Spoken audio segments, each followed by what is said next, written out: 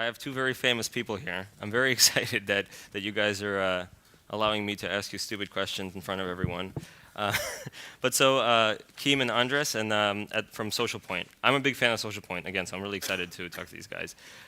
So you're more on the operations side, and one of the co-founders, and I guess CEO. So this guy talks a lot. This guy does a lot. Okay, so that's kind of the breakdown. Anyway, I want to tell you how we're going to do this little discussion before we start. So I wanted these guys to kind of first briefly explain Social Point and kind of like what's cool, what's good, and then maybe your backgrounds, and then we'll talk about Social Point in detail, about your culture, the games, this kind of stuff, and then maybe we'll talk a little bit about Spain, because that's where these guys are from. And my name's Arseny. I work at EPAM Systems. It's a service provider, very, very large, and I love games. Anyway, so Social Point has kind of, I guess, two titles that everyone knows. Yes. So we are mainly known because of Dragon City Monster Legends. Probably you saw those titles on the App Store and on the Google Play Store. As Arseny said, we are a company fully based in Barcelona, single offices there. We want to stay all of us together. We are 280 people in that single studio. I founded the company 8 years ago. I mean, it has been a long trip, nice trip, I have to say, with ups and downs, but I think quite successful. And Kim joined at Social Point already 4 years ago. He joined as CFO at the beginning. Now it's more on the COO role. Yes, I started in the gray or dark side, and now I came into the light as a COO. Nice. So Dragon City is, I think, one of the interesting cases in the space because it's been in top grossing forever, and I think that's something that we'll discuss. But I want to learn about why you guys chose to spend your time making monster games, cooking games. So let's start with Andres. What is your kind of background? I mean, I'm a computer science engineer. So afterwards, the university, I went to do a master on entrepreneurship in France. And then when I came back to Barcelona, together with my other co-founder, we started Social Point. So at the end, Social Point was we created the business plan for finishing our studies. And then we came back and we said, okay, it looks very nice on paper. Let's try to do it in real life. And that's how we started all the... What games did you play as a youth? The Spanish youth? I mean, I'm a very big fan of strategy games. I'm a big fan of Age of Empires. I spent too many hours playing battles and with knights and soldiers, so I'm a big fan of Age of Empires. Cool. All right. I guess kind of same questions, because you're the finance guy. Basically, my profile is different. I am not a computer scientist. I come from the business side, business administration degree, spend time in consultancy and investment banking. I think basically I'm a gamer at heart, so basically that's what attracted me. A little bit about my background. I come from a small village south of Barcelona. It's a wine region. So in a certain way, I understand that making great products starts from the ground, literally from the ground there. And then it takes a long process, a lot of time, lots of effort, trying not to do any meaningful mistake. And then in the end, also a bit of luck, especially with the weather. So I guess that this is a similar process to making great games. And as a gamer myself, I wanted to do it. What did you play? What was your favorite first game or favorite game? Well, I have games for me are a little bit like music, so it depends a bit on the moment. But strategy games, Command and Conquer, Panzer General, Rome, Total War.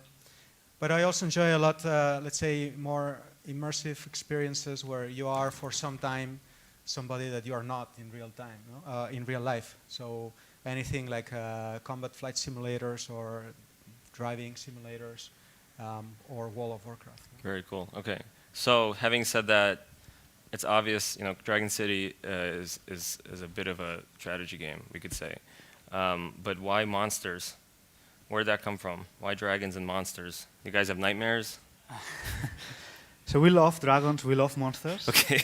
I mean, but no, I mean, we saw that there was an opportunity there, no? I mean, when we created Dragon City, we decided to make a dragon breeding game, creating your city of dragons and adding the battle mechanics, no? We wanted people to train their dragons, feed up their dragons, make them stronger, and also be able to fight against other players, no? That's where the social elements and playing with friends came up. And then obviously the natural evolution was, I mean, we had a very successful title, Dragon City, that has been downloaded more than 100 million times on mobile. And then we say, I mean, we can use those mechanics and create an evolution of the franchise using monsters, no? And that's how we came back with Monster Legends IP also. But then you made a chef game. I mean, it's true. I mean, we're a little bit crazy. I mean, no, but at the end, I mean, we don't close our eyes to one thematic of games. So if we strongly believe that there is a game category that is underserved or that there is a space of innovation there, we work for it, no? And in the case of World Chef, I mean, I've worked very closely on that project, and the idea was born about, we believe that everyone in his life has dreamed about creating their own restaurant or their own pub or whatever, no? Yeah. And we wanted to create a virtual wall of that, no? And that's how the idea came up. Also, it was a thematic that was very trending, no? And you saw it on TV with MasterChef, Top Chef, all those IPs being very successful. And we saw that, I mean, there were some dash games like Cooking Fever, no?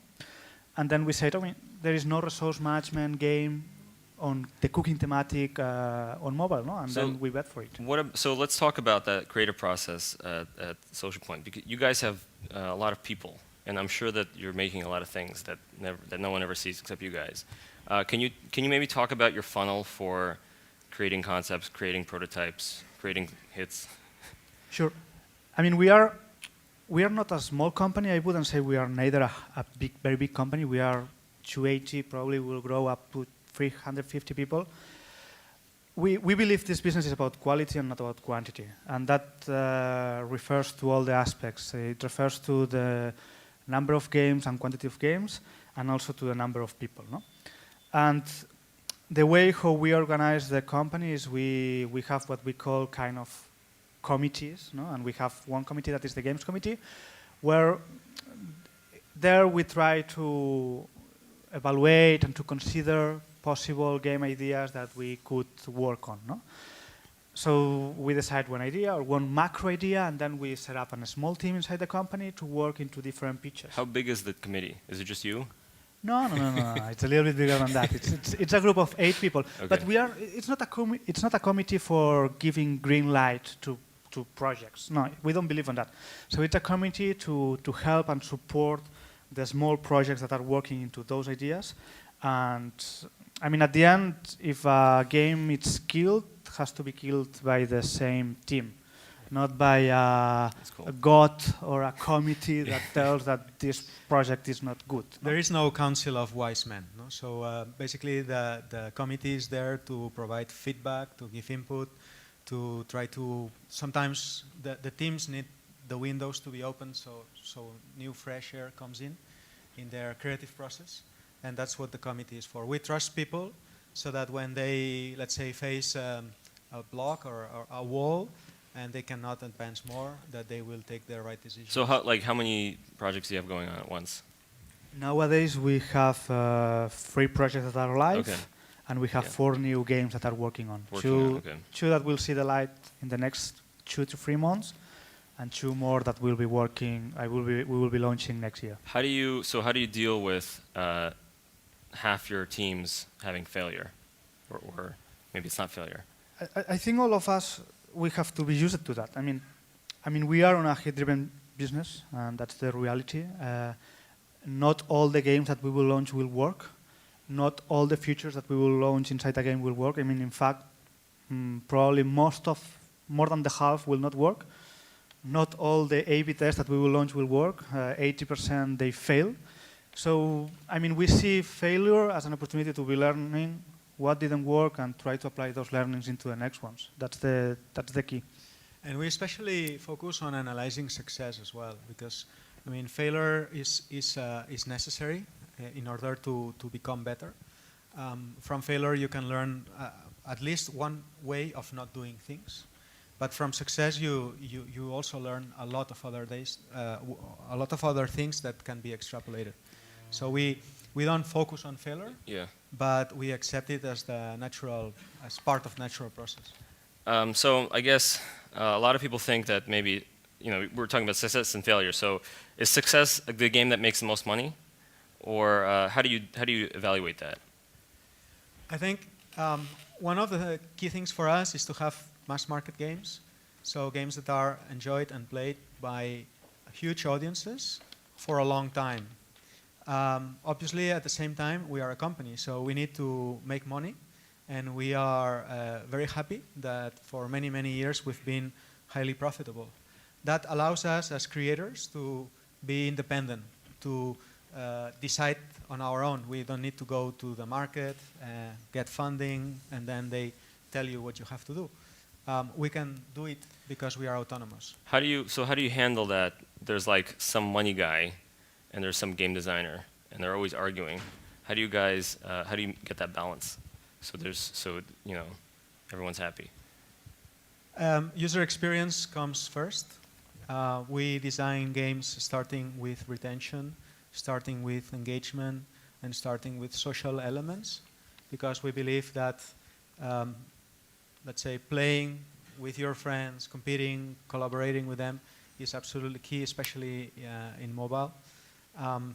Then monetization comes, I would say, naturally, no? Because some people just enjoy it so much that eventually they want to have a little bit of an advantage over their peers, or they want to make their lives easier by not having to go through all the grinding process. So That's pretty cool. there's always ways, but user experience comes first. And if we have to decide between spoiling the fun for the user and making a lot of money or not, we will never choose spoiling the fun. Cool. Let's just talk more about the culture. So when we were talking before, you guys have a lot of nationalities that work at your studios. How do you deal with that? You said 30, right? 30 nationalities across the 300 people. And like, how do you deal with that? How do you set a culture where it's a diverse culture? Do you have the social point culture? Yes, definitely yes. It's something that we put a lot of effort and thinking and also, let's say, time behind this. There is a social point culture. It's not a Spanish or a French or a British culture. It's a social point culture. It's how we define ourselves. And we believe this is absolutely key in integrating, let's say, all these people who it might happen to all of you, or maybe you've already experienced that you go from maybe 40 people to 120 the next year, and from 120 to 200, and then to 280. And that's kind of what happened, right? Yes. So, but how do you do that? What's like name one thing that you guys think is very effective for that? For that, do you just drink a lot? Does everyone dress up like a dragons? We party a lot. I'm not kidding. We work hard, but we play hard. Also. Yes, okay. That's part of the ethos. Work hard, play hard. We, for instance, now we actually hired 3 additional floors in the building where we are based. 2 of them are not for work. 1 full floor is just for entertainment purposes. It's a full gym and machines to play, like kickers and so basically parties in Social Point, parties outside Social Point, entertainment areas so that people after lunch they can spend some time there. That's a great way of, actually, we are all gamers, we are passionate, we are committed gamers, and that's the way.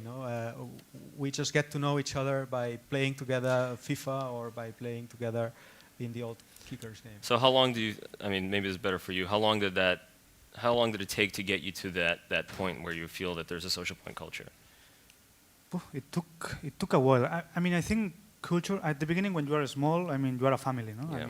There is no need to put a culture because, it naturally goes on, no? And then when you start being more than 100 people, it's then when you have to do a special focus on communication, sharing the values, making sure the teams are small teams, lean teams, that there is transparency, accountability, all these kind of things. Because if not, it can be quite a mess. And especially when you grow up more than 150 people. Yeah.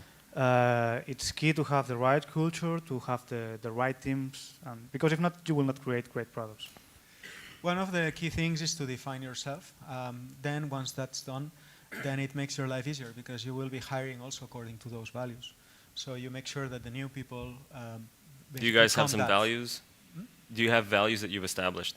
Yes, yes. Can you talk about them real brief? Proactivity, ownership, make it happen attitude. That's cool. Focus. Cool. So teamwork. One of the biggest words we use is teamwork and teams. We believe in the power of the team. No single individual will ever be as good as a well-functioning team. Cool. All right. So maybe last question about this section. So what are your favorite non-social point games, and maybe not games on not video games, maybe game of love. My favorite one, I mean, it's SimCity. I mean, but I like it the PC one more than the mobile one. Nice. Well, as I said, it depends a bit on the moment. Sometimes when I don't have a lot of time, but I want just some simple enjoyment, I play Goal Hero. Cool. All right. So last piece, and guys, think of some nice questions. Let's talk about Spain and why you want to stay and kind of more about that. Why Barcelona? What do you see? I've been there. It's like topless beaches. It's very nice. I mean, main reason because we are from there. No, but I mean, there is no reason why we should go to London or to Berlin or to whatever. I mean, we are a global business, so we do. I think only 2% of our revenues come from Spain, so we don't suffer the Spanish crisis. So I mean, and we found that we can retain and engage the talent and to hire people that come from abroad to join us in Barcelona. Barcelona is a great city. I mean, probably most of you have been there for holidays. It's also a very good city for living. And there is something that I really like, that it's the entrepreneurial spirit that there is in the people. No? I mean, Catalonia has been very successful in creating great companies, and that's something that few cities on the world have this culture and this DNA. So when you think about growth, you want to stay. And how do you think you're going to grow? So are those 4 titles going to turn into 8 titles? Well, basically, when we say we don't necessarily want to be a big company, it's because our objective is not headcount. We don't measure ourselves by, okay, we have 300, and next year if we are 600, we'll be a much more successful company. We measure our success by the enjoyment we bring to the market. So I mean, if there's 2 million daily active users next month more than this month, that's great. We are creating an impact. No, only Dragon City has been downloaded in mobile more than 100 million times. So with a retention above 50%, at least more than 50 million people have enjoyed that for more than 2 days. No? So in a certain way, that's how we measure. And then we are firm believers of talent as opposed to headcount. So you have to have the right group of people working as a team with the right dynamics, and that will always beat 100 people in a room working with the wrong dynamics. No? Very cool. So we have about 10 minutes, and we're almost done. I wanted to. We prepared a stupid Spanish joke as the kind of end, because Spanish jokes translate very poorly, as I've learned. So Kim has a stupid Spanish joke that we'll talk about in detail. Yes. Okay. How many Spaniards does it take to change a light bulb? Just Juan. Nice. Okay. All right. So I wanna get you guys. That was the highlight of this. No. so I wanted to feed the questions, and I wanted to ask you, why did you choose to keep Dragon City going instead of updating it into Dragon City 2 or something? Because how old is it? It's already 3 years old. 3 years old. Okay. So are you going to keep going, and why? I think it's, I mean, we operate games as a services, so we launch a new Dragon City version every month and a half. Doing that, opposing to launching Dragon City 2 or wherever, I think, I mean, if you see ways to keep improving the product with the core game mechanics that the game already have, there is no need to create a new title, no? So that's why we saw enough opportunities to keep evolving the product, and that's why we keep launching new versions that were good for the users. No, I mean, they were not just bug fixing and this kind of stuff. It's really giving enough reasons to the players to stay playing the game for years. Yes. I also, let's say, from a, let's say, CFO perspective, it takes so much effort to sometimes reach the desired KPIs, you know, retention and engagement and session length and number of sessions a day and so on. But once you have it, it's better to continue working, iterating, and you know that making for the user, giving them the feeling that the entertainment is endless, right? If you start all over again, of course you've learned, but there's no guarantees. So you will again start trying to achieve those KPIs. No? So I think it's something that needs to be balanced. We, as a gaming company, as a developer, we always want to bring new games. But at the same time, it's so difficult that once you have it, why should you not build on it? Cool. All right. So, open to the audience. These guys are very smart, much smarter than me. Hey, how's it going? Great talk. So, quick question. So, you mentioned half of the features that you guys launch fail. So, one of the questions I had was, is there one feature that you could talk about from a social perspective that's working very well for you? Yes, I mean, one of the features that working. Yes, one of the features that works. In that case, it's Monster Legends. So last year we launched alliances that basically allowed people to join in teams, create their group of monsters, and then fight alliances one to another. So that feature worked very nice. I mean, it's not an early adopters. It's not an early stage feature. It's a feature that is unlocked after level 25. That means that the player has been playing the game for at least 1 month.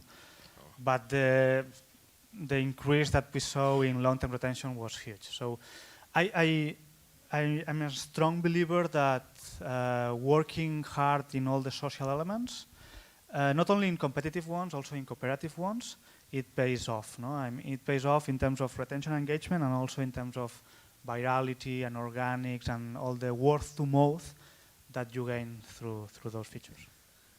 You mentioned that there are certain KPIs that you're constantly trying to optimize for, and I'm just wondering, which KPIs do you look at and which ones are the most important? For me, the most important one is retention, and we mainly focus in day 30 retention. So how many users come back after 30 days. And also it's important to look day 60, day 90 retention. So especially the most important one for me is long-term retention. That's what will drive all the rest. Virality, monetization, everything will come if you are able to stay your users for a long time playing. And in addition to that, also the number of sessions a user will play on a weekly basis. So we want to be top of mind. We want the game to be engaging. So if somebody plays, let's say, 3 out of 5 or 6 or 7 days a week, that's the best. So what is the importance of social games? So the point is that these guys are making social games and they're pretty relevant.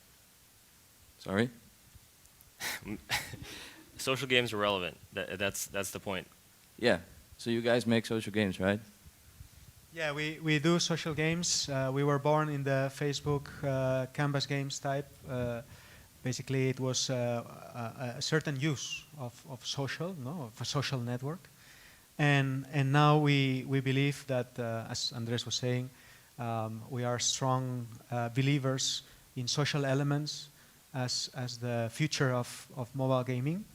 Bear in mind that mobile is very personal. It's something that you have with you. It's your contact list. It's your way of contacting people. It's your agenda. It's your to-do list. It's probably your payment platform as well. And being that close to your friends through your that is where mobile and social gets close together. And that's why we think the future of mobile gaming is social, and social needs to be as part or integrated in the core loop of the games. So do you have an example? How do you do that in your games? Yeah. One example was what Andres was saying. We extend the life and we extend the use and let's say the willingness to play for longer when even in an old game like Monster Legends, it's been out there for a bit more than 2 years now, we introduce social mechanics where people can get together, creating teams of their own, competing against other teams. No? So it's not an example maybe of a game that was born with integrated social feature, but it's an example of how even an old game can improve a lot. And you can see it in the EPAM, for instance, ranking charts, how a game can improve a lot by including well-done social. No? Okay, thank you. Hi. So how do you see social networks nowadays as a use of getting a mean to the hand to retain customers and like create word of mouth around the game? And what's your view about like Facebook games as opposed to just mobile games, which are apps, games? Well, we were born in the Facebook gaming space. No? We were developing applications for Facebook. And the platform was great, is still great, but mobile, purely mobile, has outgrown it. No? So we strategically kept our games in Facebook, but then evolved into mobile as well. No? So we didn't stick to that. We increased and we added, let's say, the non-Facebook, and then we moved into mobile. We've seen that social networks have been of great use to some games and developers, especially in Asia, you know, Korea, Kakao, or in Japan, for instance, with Line. This has not happened yet here. So I think that eventually could be, but we don't, let's say, wait for that. We try to create the word of mouth, the virality, the social elements, even if we don't have, let's say, a Line or a Kakao doing that for us. So guys, these guys are great. I think it was really cool. Thank you. Thank you guys.